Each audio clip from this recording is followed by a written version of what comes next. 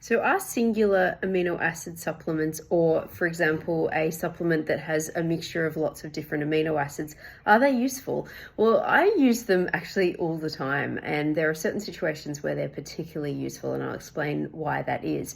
So let's say that somebody comes to me with like a metabolomics, printout, and then I'm able to go through and see if any of the markers are raised. Often it might be an indicator that, for example, they're not getting enough of a certain amino acid. And what's really interesting to note is that, of course, I work with a lot of people in this space who are either on a pretty well-formed keto diet or an animal-based or carnivore diet. And so we know that animal foods do provide us a really great amount of all the amino acids. That's why they're a complete protein source.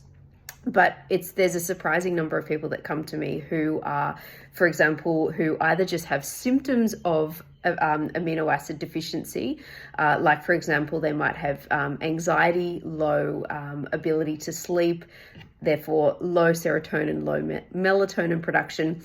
And it ends up that once they supplement tryptophan, they feel a whole lot better.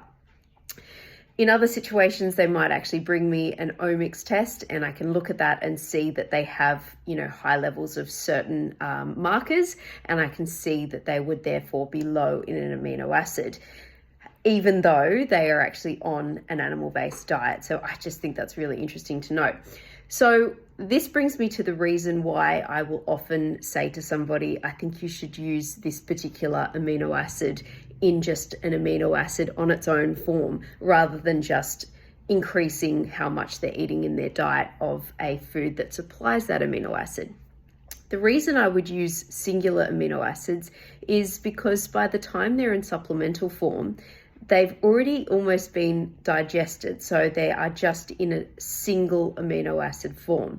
And this is helpful for people that, for example, might have issues with gut permeability, inflammation in the gut, issues with absorption. Let's say they have low pancreatic enzymes, low hydrochloric acid in their stomach. They may have a disadvantage in being able to actually absorb nutrients and break them down properly. So let's say they were to eat a bolus of chicken, which is going to provide tryptophan in high amounts, but if they're not creating enough endogenous hydrochloric acid in their stomach, and or they don't produce enough of their pancreatic enzymes, or they have inflammation in their gut, they're not going to be able to actually break down that chicken properly and take out those amino acids and then absorb them through their gut so that they can get to their bloodstream, if that makes sense. So in this situation, I would say to them, let's try tryptophan in an amino acid form, and that way their body is able to actually take that amino acid in and get it into their bloodstream, at least to the point where down the line we've managed to heal their gut.